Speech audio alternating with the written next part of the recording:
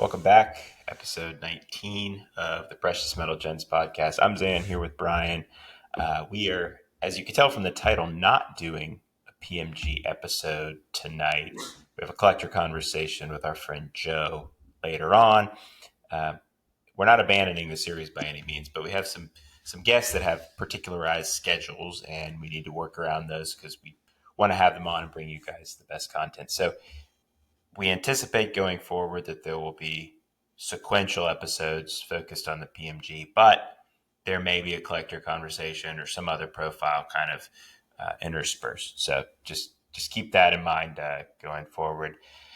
We're in the middle of the Brewers game, so we want to make this a quick one so that Brian can get back, and hopefully the Brewers will stage a little bit of a comeback here. So let's go through mail day. And Brian, I think you picked up some Brewers this week, right? Yeah, I grabbed a ton of cards over the past couple weeks and finally got some of them in the mail. So the first one I got was actually two. I got two from 99 Skybox Premium Star Rubies from the baseball sets. Bob Wickman and Richie Sexson. Sexson is in the Cleveland uniform. Wickman is obviously. Yeah, big sexy. Wickman's obviously in the Brewer uniform, so I'm one away from completing that set. I know I spoke before about skipping some of the lesser known players, but Jim Abbott's the one that's left, and I think he had a season with the Brewers and pitched all right. So I'm going to finish that one. So I'm missing his card. He's tough to find in that set, so that's about it for them. But it's good to have that one almost finally to a close. The reason I'm picking up Sexson in the Cleveland uniform is just because it's one of those random players for the. I mean, I shouldn't say random. He was a great player for the Brewers, all-star for them, great home run hitter.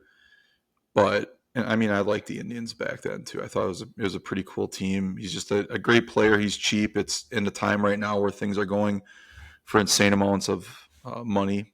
It's nice to have a guy that I can just kind of, find cards from pretty easily. So anytime I see a Sexton come up, that's pretty significant. I'll pick it up, which leads me into the 99 PMG of his. It's a CSG 8.5, so pretty high grade, but I just love these cards anyway. So another Sexton to add to the list. And then I have the 24 karat, so I'm just really trying to build out any great cards of his. They're pretty affordable. He had some good years. I think his best years were with Milwaukee. Yeah, they were, but I mean, he was still his last year with Cleveland. He started to really hit some home runs, and he was just an all-around great power hitter, underappreciated. I'd love to see if he played. He's one of those guys if he played in a different era like today, I think he would be even more of a superstar because the game today really fits him more. Where he was a 260, 270 hitter, but a ton of power and a lot of ball speed off his bat. And he could have probably just sat in the DH spot for, a pretty long time in his career and just power hit. So we go another 99 PMG, the Jeff Jenkins. Got this from a collector friend in the Packers group who's got duplicates. And I was finally able to pry this one away from him in a deal. So I've been trying to get this now for months. One of my favorite PMGs. It's Jenkins' only PMG, which makes it to me even more significant, being that how great he was of a Brewer, and just it's a cool looking card. I think it's number 5 or something in that set, so I'm missing a few of those, but that's a tough set to track down. But I've been finding them lately. So 1998 Circa Thunder Super Rave PSA 8. Oh, sorry, that Jenkins was a PSA 7 too, PMG, which is a pretty good grade for those. But the next one is the 98 Super Rave PSA 8 John Jaha, which is really tough to find these things too, especially as Brewers, because they're all commons essentially out of that set. So finding them and then finding them in a PSA 8. I mean, another one from a collector buddy that I got in the deal. So I want to build that set. This is the first one I have of the Brewers. So that's all the How many Brewer are in cards. that? The Thunder sets are a little bit bigger, right? How many do you know how many Brewers are in that set? I don't remember. I think it's a bigger set. So I think it's maybe like 10 to 12 ish or something. I'd have Yeah, to that's look. what the Patriots were, and so I was like, no thanks. It's so hard to find them, you know. So if you can get one like the Jaha, that's pretty impressive. Yeah, I would never do this for the Packers. I'd be insane. It's too tough to find it and too much. But like with the Brewers, I mean, I can pick them off as they come. They're pretty much all common, so they stay in like the few $100 range, and it's more so just finding them than it is paying the money. So that's the only reason I'm doing it with them. The bigger ones for me was the 99 Central Credentials Future out of 88, Antonio Freeman, PSA 8. Probably my favorite looking essential credentials of his. I love the futures with the gold and the Packers. It really doesn't matter to me what the print run of those is. I think it's just a really cool card. Uh, I think they're underrated. I'm not trying to pump them or anything. I just think they seem to be Is it on? underrated. It's on auction next week, right? Yeah, yeah. You can find it at Fanatics. And then the biggest one, which put some that I got today, which put some faith back in humanity within the hobby for me, was our friend Andy, Bye Bye Baby Cards. Pulled this card out of a pack recently, got it graded. It got a Gem Mint 10 PSA. He decided, since I was a Packers fan and we talk regularly, to just send this card to me as a gift, which never happens. But specifically this card, it's a 98 Skybox EX 2001 Essential Credentials now out of 36. Just a beautiful Wow, card. It's Pop one. So just to PSA send 10. something as a Jeez. gift like that, that'll also be on Fanatics next week. So Yeah, Andy can rebid on the card that he sent me as a gift. But yeah, just an but all just make sure around, you're pumping it. Make sure yeah. you're upping the bids incrementally so that I'm going it's to paying compare off. this card to every other 98 EC for football and baseball, and we'll see if we can get some high bids on this. And then I'll probably just keep the money. I'm not going to send anything to Andy, but I appreciate it. That's quite the haul, man. That's like, what was that, like 8 cards, something like that? Yeah, they all came throughout the past week, and some of them came at once. So I mean, I bought them, before that. They just seemed to all arrive. One had to go to the eBay authentication. Thankfully, we know it's Mm-hmm. real. And then this one was being the gift from Andy. So that was the biggest thing. That was the most impressive thing.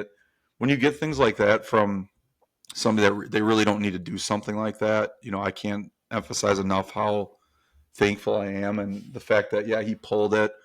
He knew I'm trying to do something special to me with the Antonio Freeman collection, that he just sends something like that to me, especially a PSA 10 in that set. I mean, that's a big card. So, I mean, even if you're just set collecting it, so he could have easily sold that thing for a good amount of money, and he decided to just send it to me, no problem. I can't emphasize enough how special it is. And it's not about the value with it. I guess it's more about just being thoughtful like that. And sometimes when you do things and you build relationships with people that collect things that you do, things come your way. And I think that's where we're really at, and that's a good thing. And it kind of re-energizes me with some of the negative stuff that's been going on. Seeing stuff like that happen, it really makes me feel good about moving forward with this. For sure. Yeah, true collector, guy with a big heart, even though maybe sometimes he doesn't seem it. I think he's just trying to bribe you to get back on the show. Maybe that's what's happening. Yeah, But yeah, he is. no, we That's love the Andy. that's the play. I only had one card this week. I mean, I have others, but I'll show them next week. This is the only one I have in. It's a 2010 finest mosaic refractor, Calvin Johnson. This is something I won on auction a few weeks ago. I had to go through authentication. It's a PSA 9, number 2 out of 10. This is I have cards and binders and stuff like that, but I'm thinking about my PC. I'm mainly thinking about like what's in my 2 row and most of the graded stuff. This is my first post 2000 card in the entire PC. So as of right now, it's sort of like a dog without a home. But I hope that, I've been kind of eyeing some of the post 2000 stuff. But when you're looking at that in addition to the 90s, it's really tough to kind of fit that into your budget. And I'm always thinking, well, what could I get that's 90s? But this, for whatever reason, just caught my eye. And I know you've got the Rogers. Is yours the 2010 or 2011? It's a 2011. 2011. But they look roughly the same, and it really is. People are like, with the premium stock mirror red, they were like, you got to see that in person. And then I got in person, it was cool, but I wasn't blown away.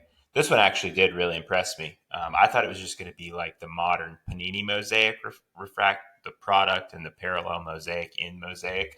But it's a lot better. I don't know how, but it's the image is better, the layout is better, it looks cleaner.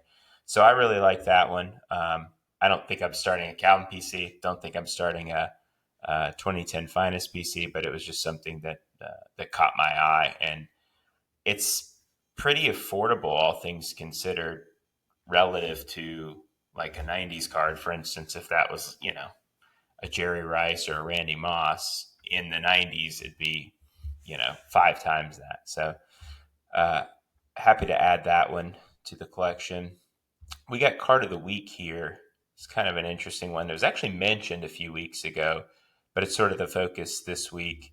It's the 97 Flair Showcase John Elway Rose Zero Masterpiece.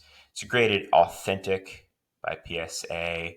It sold on September 30th via Probstein Auctions for just over $13,000. And the reason that is relevant, or maybe even concerning, is that it had just sold a month prior on August 19th via MC Sports Cards auction for almost $19,000. So it's, $6,000 there difference. But when you consider fees and stuff, this guy seller took like an $8,000 loss. I don't know if he just got tired of it or what. But we just looked at a few other top selling football masterpieces, and that's the highest one publicly. Anyway, I know the Favre was sold for I think it was close to 20,000. Jerry Rice Row 2 PSA 7 9,600. Troy Aikman Row 2 PSA 6 2,100. Thurman Thomas Row 1 PSA 6 2,100. Then Marvin Harrison Row 2 PSA 7 about 1,900. And those were all from 2021 up until 2024. So, any thoughts about what this guy might have been doing when he bought it and then got tired of it after a month? So I do have some thoughts about the actual sale, but I just want to point out the reason why it is a big deal that some listening to this or watching this might think like, why do you really care? What this person did. It's their money. They took a loss on it after a month, whatever. Why do you care? Well, I remember when around the time that this was purchased on 8/19, so August 19th, I funded a pretty big card with Fund Your Cards at the time. And right after I got the card, funded it, this was close to national time. And Mark sent me a picture of the Favre masterpiece when that came out. That was like the same day, I think. He's like, hey, would you be interested in this too? And I'm like, no, I think I'm good for the time being, but I'm sure, I know some people that might be. But I was kind of asking him, picking his brain, like, what do you think something like that would go for? Like, what do you think the price is? And he's like, well, the Elway just sold for about 19,000, so maybe it would go for this. So I'm pointing out the fact that we were just talking about the price, he kind of referenced like what the Elway went for to kind of be like a baseline for what the Favre could go for, which maybe played into someone's mind when they bought it. Like, well, if the Elway went for this and the Favre should go for this. So, we talked about like not crossing over sports or comparing players necessarily when it comes to pricing, but when you have a 101, like you don't have many comps or things to go off of. So with 101s, you generally go off of like other relative cards or things that you kind of like get a rough estimate. So what I'm saying is that card indirectly impacted or directly impacted a sale of like the Favre probably or other cards like it in the meantime before it sold, and now it comes out and sells for like 13K. So really you look at that sale, it's like, wow, was the Favre actually even really worth that? Now looking at how this sold, it's like, so it does have a effect. Like when cards like this sell for significant prices and then people just try to get out of them, right? I don't know what they're doing, but they just sell them right away for a lower price. Like it screws up comps and it screws people over who are trying to price cards. So that's one reason why it's a problem. My thought I have no idea why this would. Do you know this? Do you know who the seller is? Yeah, I do. Oh, It's kind of funny. He posted some guy who apparently works for collectors. That's what it says on his, which is funny that he works for collectors and he's selling after a month. But on his profile, when he got it, he did one of those. I can't believe I own this card posts, And a month later, when he sent it available. to consignment, he deleted the post. And so it's like destroy the evidence while you can, I guess. People could they get a card. I mean, is it like if it's a collector, maybe like, we've bought cards and then immediately when we get them in hand, after it goes through like the process of authenticating off of eBay or just the shipping process in general, you kind of start second guessing like, wow, I spent that on this, and like maybe I shouldn't have gotten that. I mean, I think everybody who collects cards has gone through that. Where like they question whether they should have got something. I guess when you spend close to $20,000 on a card, you kind of think like, was this the right move? Maybe they were thinking about it, second guessing themselves, and then maybe something else came up or a couple cards, and they're like, man, I could just get out of this probably, relatively close to what I paid, and then I could get these other cards or do whatever. So you don't know someone's situation, but I just get pissed when stuff like this happens because it screws up comps. That's all I'm saying. Yeah. The thing is, someone, I think this guy just quote unquote got tired of the card. There was no need to sell it. I certainly would not. If I spent 20 grand, I certainly would not send it to auction a month No, later. Like that's the quickest way to lose money is to send it back to auction. I mean, you could probably find a private seller who's going to buy it for close to what you got it for, rather trade than into just it a like one on some one trade. Elway. Yeah, take some trade Yeah, or something.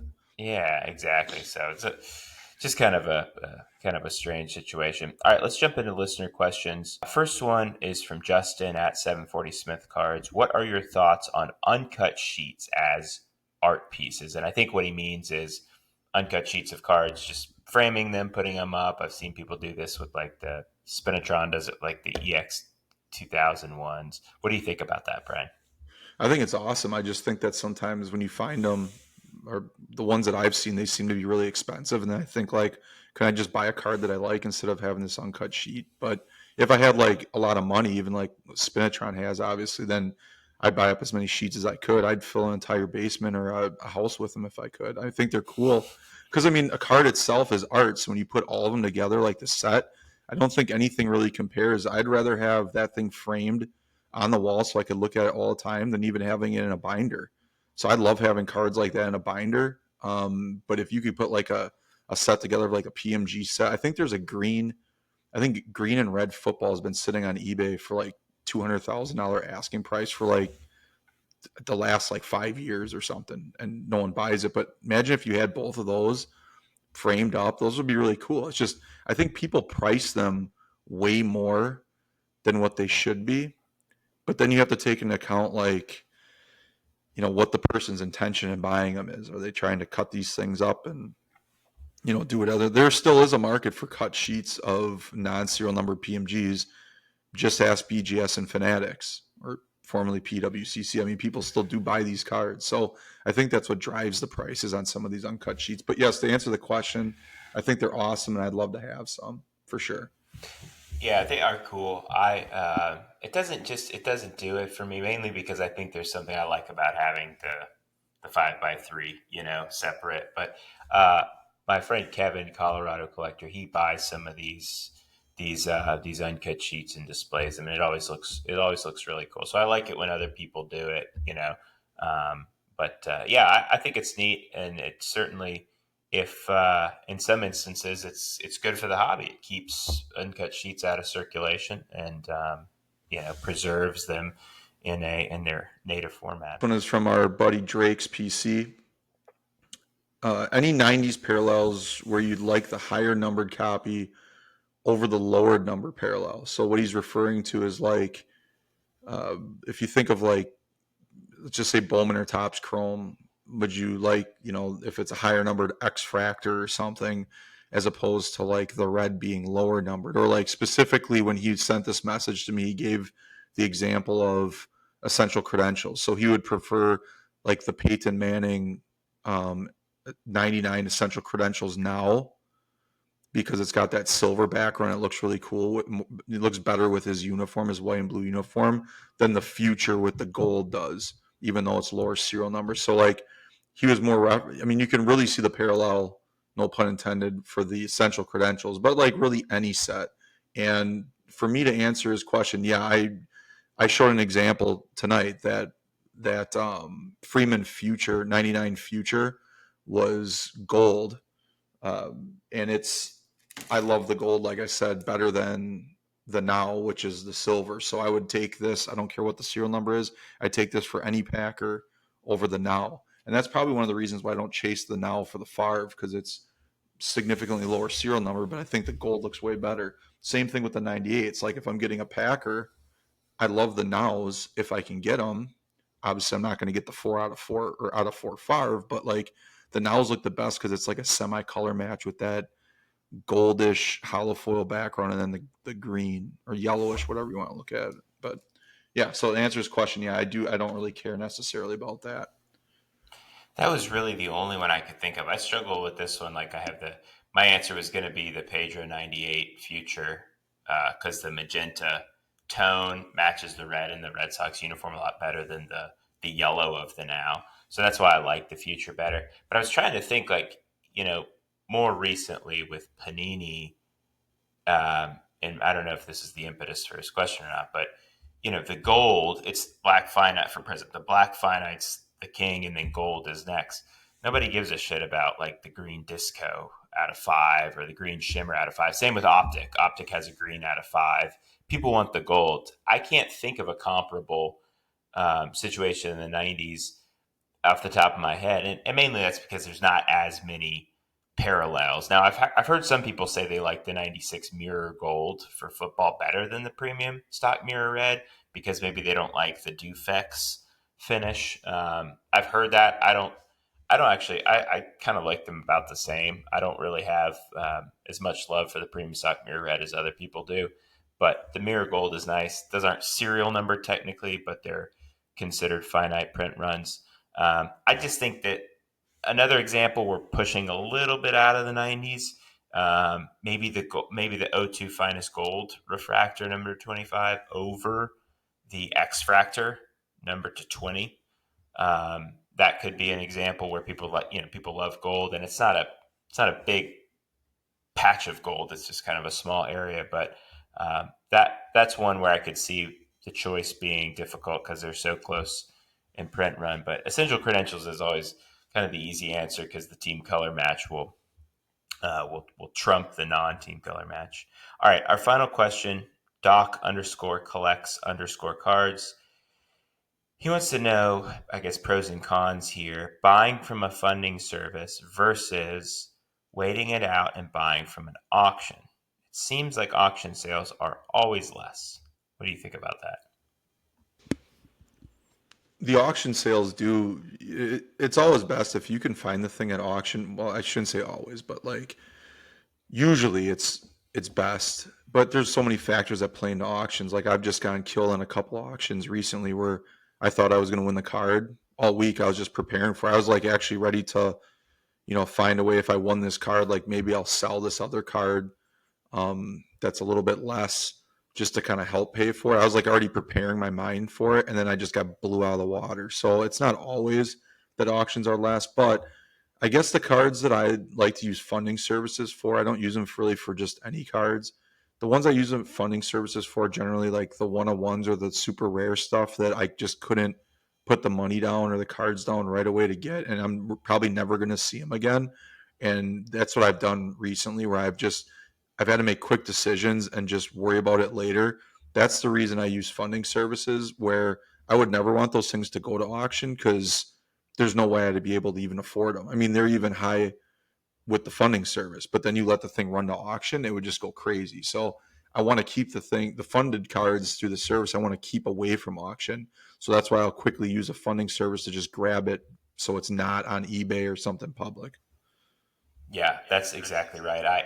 If it's a couple things. If it's a super rare card, you can't.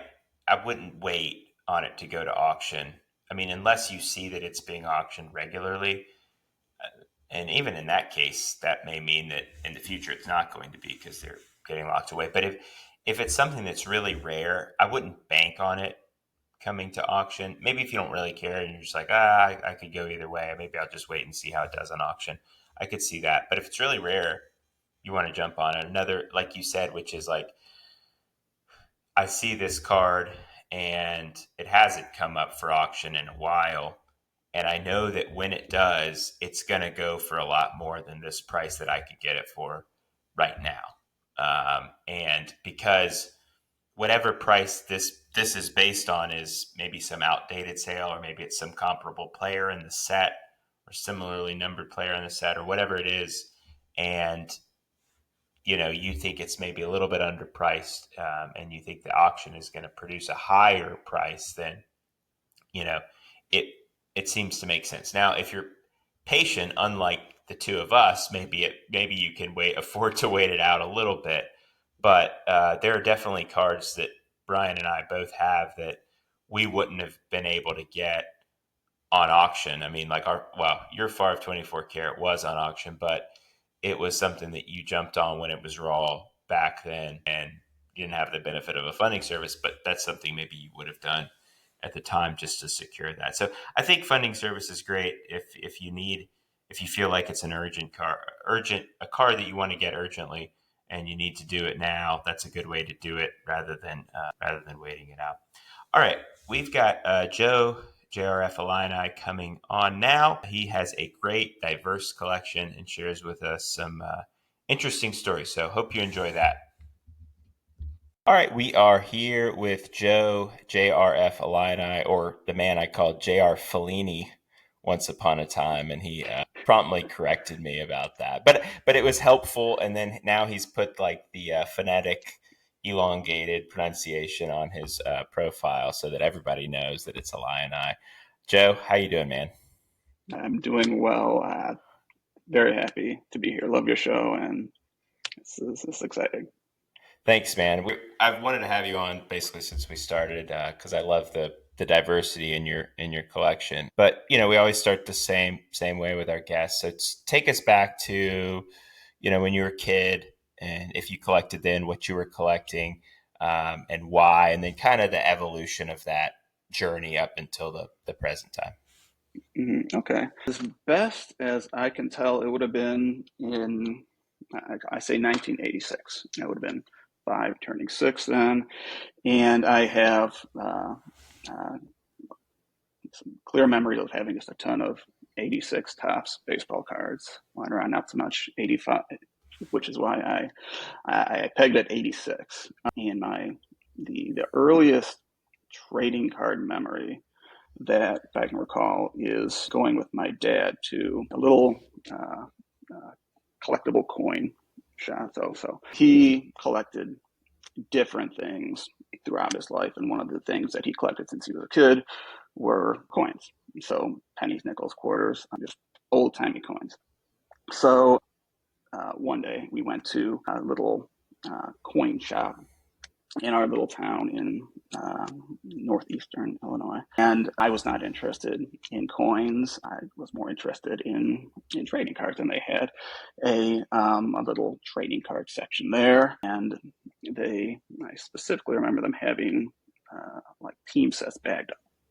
So very cool.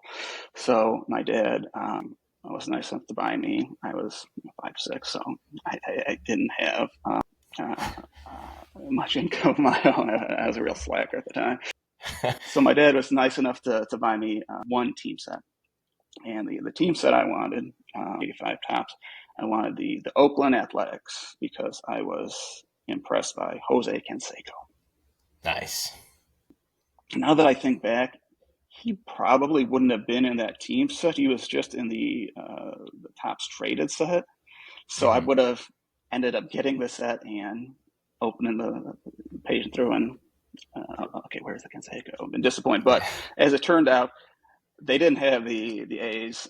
They had other sets, and I settled on the Philadelphia Phillies. And I picked the Philadelphia Phillies for just a completely random reason. One of the players on the team had the same name as my godfather, and that was as good a reason as any. Let's go with the Phillies if they don't have the A's. I didn't pick the local teams, the Cubs or the White Sox. It was the Phillies for this particular reason. So yeah, that would have been my earliest trading card memory. And then from there, I've got a younger brother. My brother and I would, as the opportunity presented itself, we would, whether going to the grocery store or the gas station, and even at that same little coin shop, get whatever sort of cards were available. And that would have been, I guess, primarily baseball cards. As time went on, different sports, basketball. Later on, I remember being very impressed by like 1990 and 91 Skybox basketball. If you remember, that was like the computer graphics and all the wild designs going on with those. But really, just I guess cards of whatever interested us. Normal 1980s boy interests. In addition to the couple of trading card stores right in the area, we were also very lucky that pretty close to us there was a Holiday Inn that they would have monthly, every other month trading card shows, and that was awesome. They would fill up like one of their ballrooms, maybe spill out into the hallway, and just great for 11 to 15-year-old kid who's into cards. You'd go to the church. From there, we'd go to breakfast. My dad, my brother, and I, after breakfast, we'd go to the cards show and hang out there for a bit, buy our packs, look at singles, never buy anything, never sell anything. But that was a really good time for all of us, good memories with my brother and my dad. And yeah, that would be our routine. Then in 2012 to 2013, the Illinois basketball team was surprisingly okay. They weren't great, but we were down on the team. Went through a couple of lean years. We had a new coach, and his first year, he got the team to the big dance, and that was very exciting for me, at least. And that team really, I guess, reignited my interest, my passion for the 2004-2005 Illinois basketball team that went to the national championship. And living in the Chicago suburbs, very close to Rosemont, where they have the national. So I went to the national that year, looking around for Illinois basketball trading cards, and I was actually able to find a Darren Williams exquisite auto card out of 100 and a D Brown signature swatch card, which I still have that one. And from there, I just kind of picked up momentum in the hobby. It was a few months after that I joined the Blowout cards forum, and that was a fantastic resource for networking, for educating myself. I was able to pick up some cool cards. And then once I got more familiar, due to my correspondence on Blowout, cards I learned about and got interested in, late 90s cards, including Steve McNair, and then really random stuff that was just specifically appealing to me.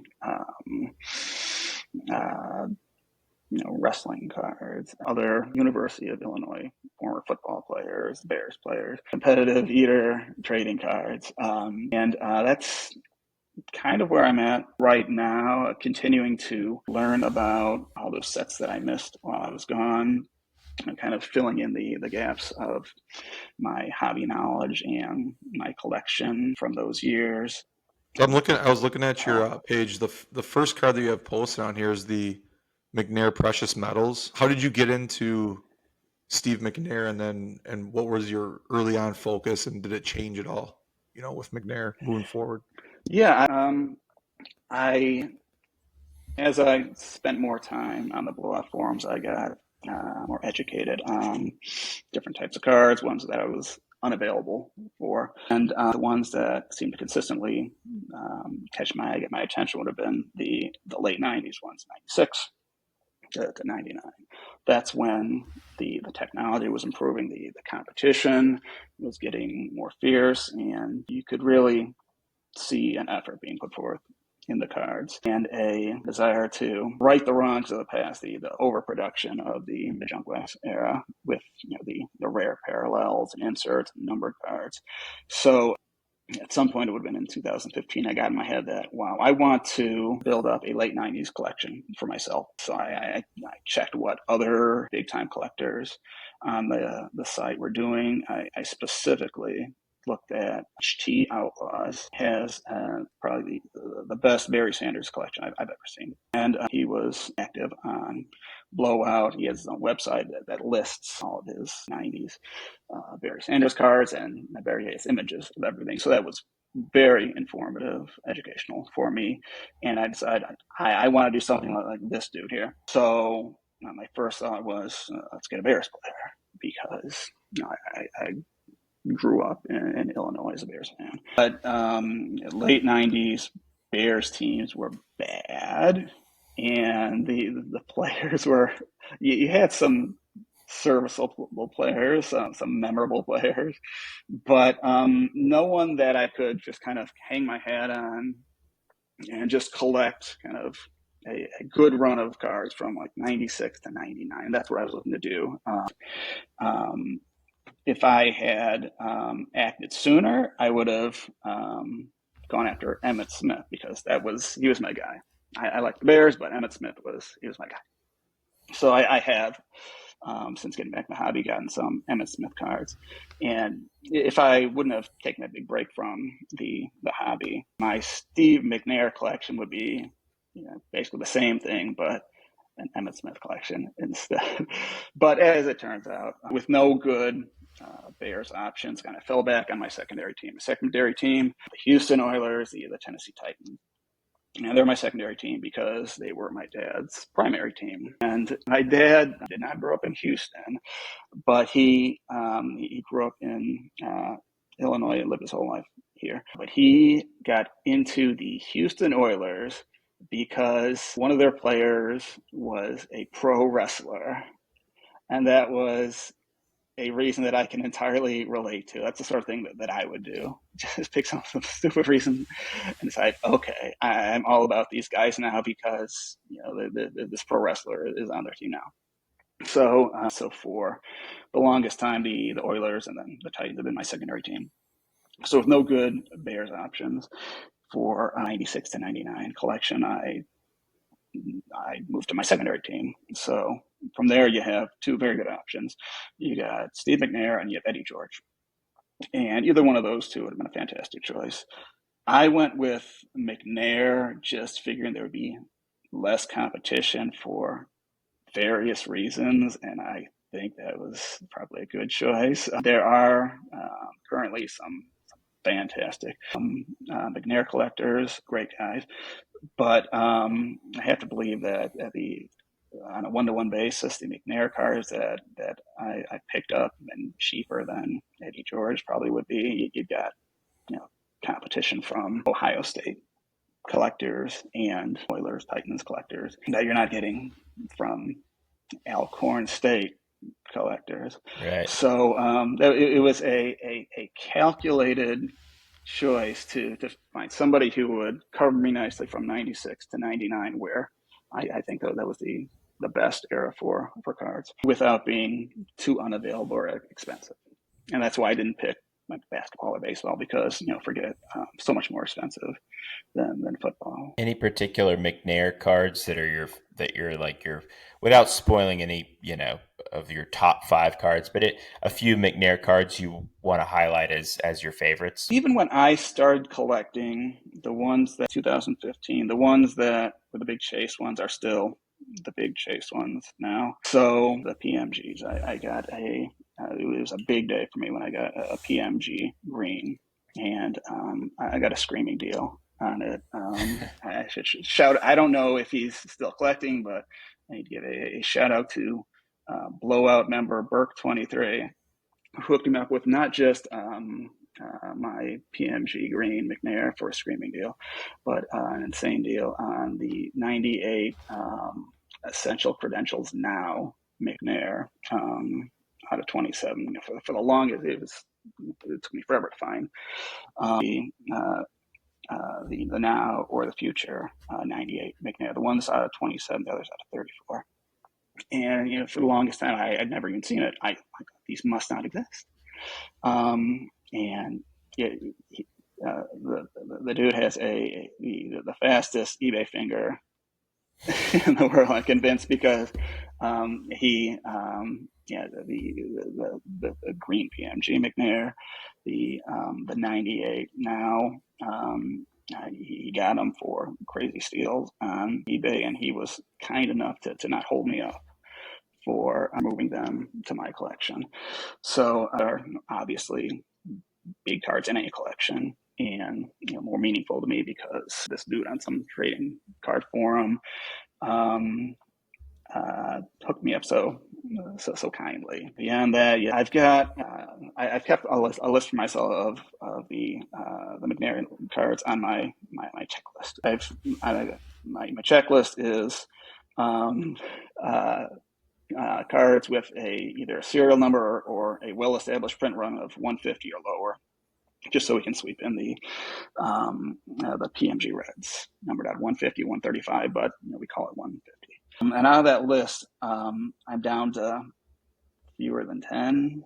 So I've done pretty well building up that collection, and all the non-101 PMGs, the 24 karat, awesome card. I'm going to just pull this one out here because these don't get nearly as much love as they should. But the 96, the certifieds, yeah. And that's why I started my collection 96 rather than 97, because that is a fabulous set. You've got the comparable set in baseball, but baseball doesn't have the premium stock one. It's just a whole other level. And on account of not being in baseball, not being the whole set, not being having a basketball counterpart, they really fly under the radar, but they're awesome looking cards. So I'd flag that one in addition to your star rubies and all your other stock answers for what's a great 90s card, and they get to be stock answers for a reason, because they look awesome and they're desirable. It's very subjective, of course, what's cool, what's desirable, but there's enough of consensus at this point that we can all reasonably agree that yes, there's a reason why these are chased and expensive. So how do you talk about like having only 10 cards left of a pretty significant collection for Steve McNair, but how do you prioritize, and kind of where does he fit into the importance and your hierarchy of all the different types of cards that you collect? If you could like generalize maybe, your collecting pyramid, where he would fit, and then where you put some of your other collections. I still have right now I have the bulk of my collection in a 1,600 count box, like a 2-row box. One half is my McNair collection, and the other half is my miscellaneous. And I still, I've got the 8 cards left to go on my checklist that I'm still intensely chasing to cross off the checklist for my McNair collection. And 3 of those are from the 97 playoff zone set, the gold set. Those, they had gold parallels numbered out of 5. So I kind of treat those as one of ones.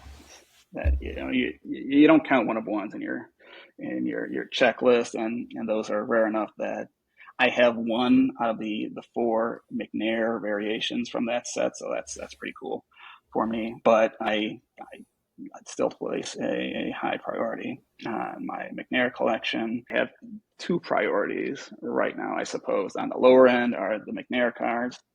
On the higher end of my priorities would be my Walter Payton collection.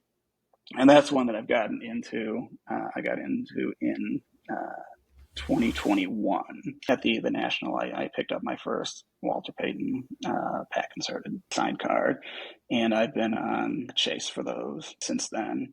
And those are what I consider my high end, more expensive priorities. Whereas you got the McNair on the lower end, you can pick up all sorts of you pick up McNair cards all day long without worrying about stressing your budget. And it's a different story for Walter Payton autograph cards. So those are really the bigger chases for me right now. But there are others in the background. I do daily searches for certain competitive eaters because I need those. Tell me about that. Tell me about how did that start and where's that going? That is, it's a new collection for me. It's not a new interest though.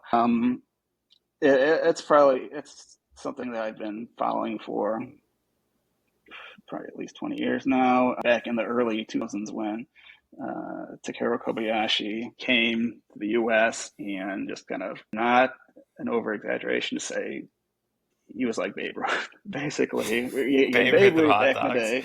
Yes. And it's, again, that's no exaggeration whatsoever. Babe Ruth was hitting as many home runs as other teams. Kobayashi, in 2000, the record for most hot dogs eaten in 12 minutes at the Nathan's famous annual 4th of July hot dog eating contest was 25. In 2001, he ate 50. So he doubled the previous year's world record.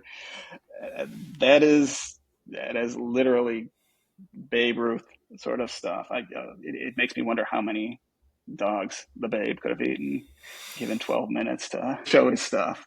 So so I've been following the sport, the activity, whatever you want to call it, since then. I love it because it's such an easy activity to follow and be a fan of. You only have to be a fan of it for like 10 minutes every year. 4th of July rolls around. Let's watch the hot dog eating contest, and there you go. To follow a baseball team, it's 3 hours for 160 games. That's a big time investment with with the hot dog eating contest. We're only asking 10 minutes out of your day, once a day, out of the entire year. So it's just some stupid, silly thing that I've been very impressed by for the past 20-some years.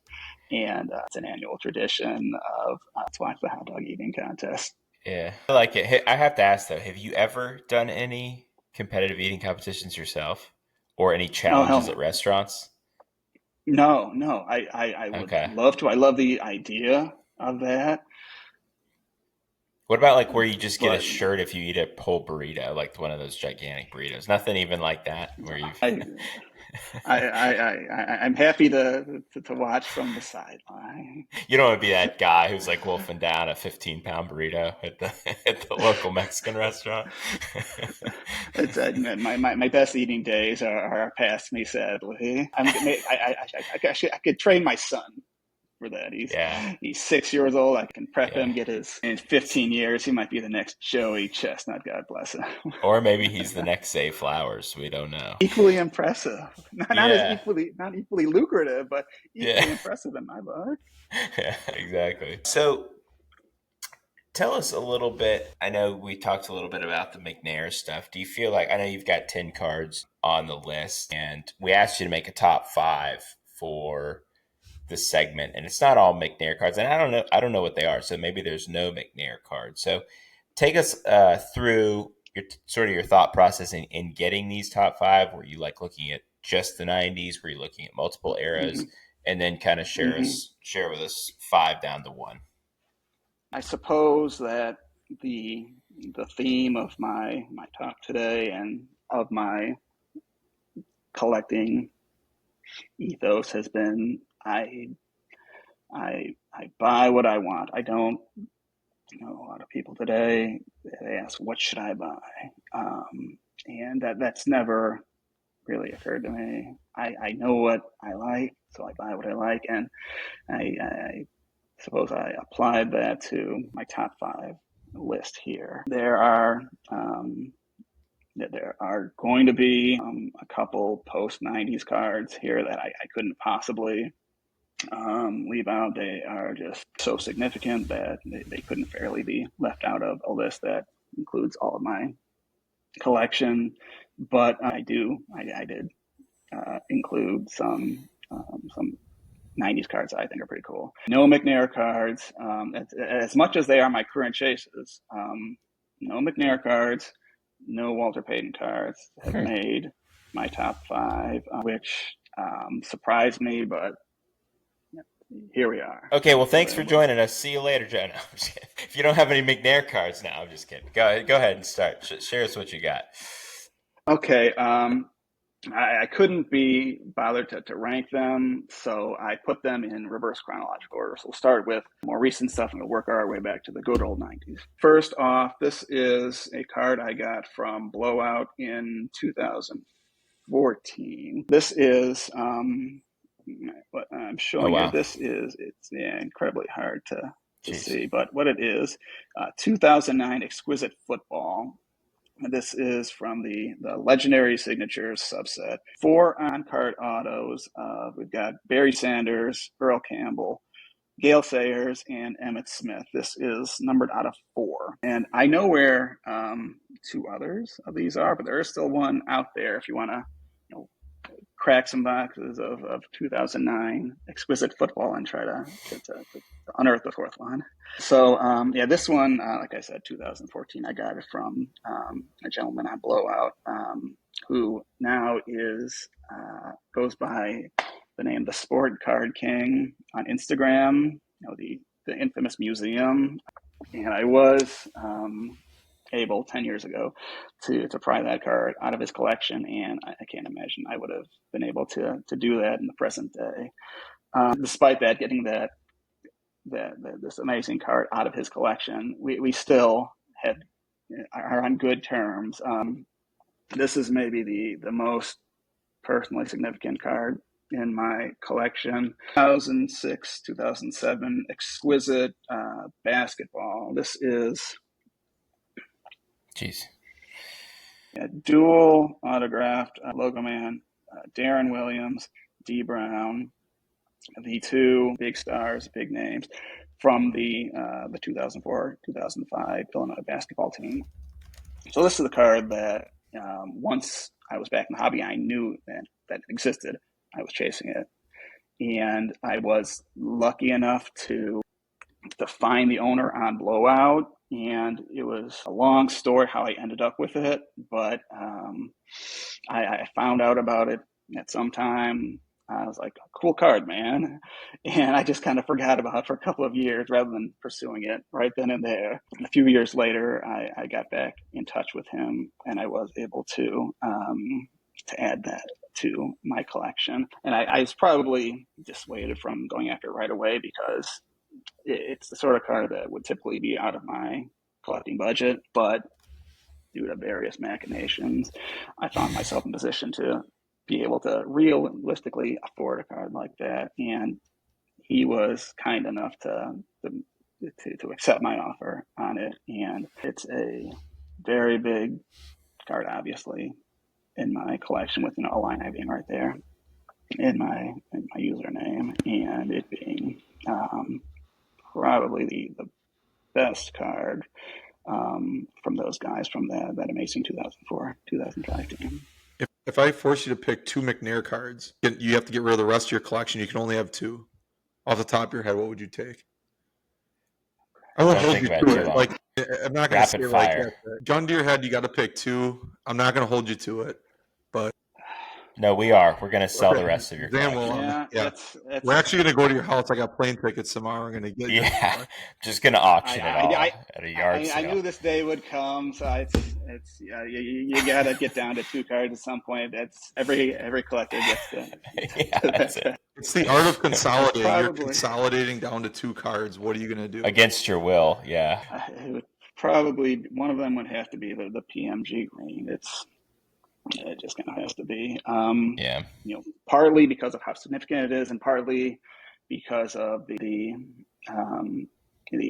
way that I got the card, that kind gesture that gentleman Burke 23 on Blowout made.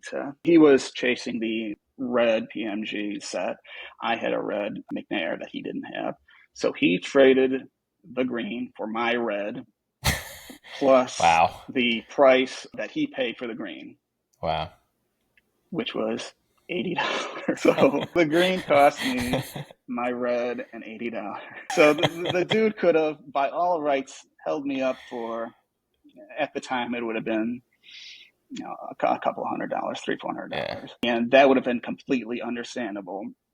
But he was just a stand-up dude, understood that I still have the card, that I am a collector. I'm not going to take and flip it. So yeah, the significance of the card and the gesture together really make it a significant card in my collection. Second card, 98 now, just because it took so long to find it. I suppose so. That's fair. That's another one I got from him. The exact one I got from him, I traded to Spinatron in return for another copy of the same card, just a different serial number. The one that I got through Blowout was the last serial number, 27 out of 27, and Spinatron is big on that sort of thing, the first number, the last number. So he just so happened to have a different copy of the same card. So I traded for him straight up. Here's the 27 of 27 copy to you, and I got whichever version he had. So that's another one that, yes, as a piece of cardboard, the community has decided that is a significant set, significant card. But in two ways, acquiring it and then trading it for a different copy, have good memories and good collector stories to share there. So I think I would peg those two as my last two keepers. Well, we had to put you on the spot a little bit, so those are good answers. Miserable. Yeah. What are the last three on your overall top five that you got? Okay, last three. Back to the 90s. So, like I said earlier, 96 SBS basketball was the last set that I have a clear memory of buying before I took a break from the hobby. So that continued to be a memorable set for me. And this is what I've got, the big chase from that set. So yeah, so this is, you can't get any of the hologram effect hardly there. But yeah, in 96 SBX basketball, you had the Jordan autograph card and the Penny Hardaway autograph card that you could get. And those were the actual autograph cards, were not pack inserted. They were, you get a redemption card. So you get your redemption card, you send it in, and they would send you back the signed card. It's got a nice COA hologram on the back. Look for the either the BAD or the BAC prefix to tell you that it is indeed a pack inserted version. A lot of people would go to the Jordan Flight School instructional programs and get these cards signed. Only the pack inserted ones came with the separate COA card with the matching hologram number. Yeah, that was a big chase for me, being growing up in the Chicago area in the 80s and 90s. Obviously, Michael Jordan was a big sports figure for me. So that's the only Jordan card I left in my collection. I had other ones along the way, and it just got too expensive to maintain and chase that sort of collection. So I got one, I'm keeping it, and I'm very pleased with that. Yeah, it's a great one. All right, second to last one. This is from Skybox Simpsons, and this is the Art de Bart card, sketch cards by the creator of The Simpsons, Matt Groening. He sketched it out, signed his name. These were similar to the Jordan SPX card. The cards themselves were not pack inserted. You could get a redemption card in a box. You send it in, and then they would send you the card, which has its own serial number and a COA on the back. These were, if not the first, one of the first sketch cards that were available in packs.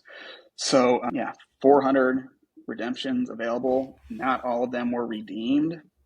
The ones that were redeemed, like I said, they would send you back the card and they would emboss it with a skybox stamp. And this one doesn't have that embossing, which means it was not one that was redeemed, made its way out into the world. I assume that after the redemption cards expired, they just said, okay, we're just going to release them back, or whatever the case may be. They got out there. Yeah, certainly legitimate without the stamp, but all sorts of variations you get with the stamp, without the stamp. A limited number have other members of the Simpsons family, and those are wildly expensive and very cool. So this one is as basic as you can get, just the basic art with no skybox stamp on it, but all the same, a very cool and significant card. That's very unique. Last one, yeah, I like that. It's The Simpsons is I'm constantly annoying people with my Simpsons quotations, so it's a very significant card for me. Yeah, it is, and people who are listening or watching and may not know much about that set, go on Card Ladder somewhere and check out some of the recent sales on those cards from the last 6 months. From, I think one just sold on Golden for $10,000. So there's one of the redemption cards just sold tonight for $3,200, which is not bad for a redemption card. And then the redemption cards, no sketch whatsoever, but it's pretty good for a redemption card. I was gonna say, yeah, especially since you can't really redeem it, All right, tell us your final. What's our final one we got here? Okay, very last one, going further back in time to 1992. Saturday Night Live star picks, Chris Farley, the Chippendale sketch, and this one is signed by the man himself. And this is there is a whole thread on these cards on Blowout. Star Picks cards have just about we're talking about different types of COAs for 90s cards. And Star Picks had just about the worst system imaginable. They had a little golden sticker there.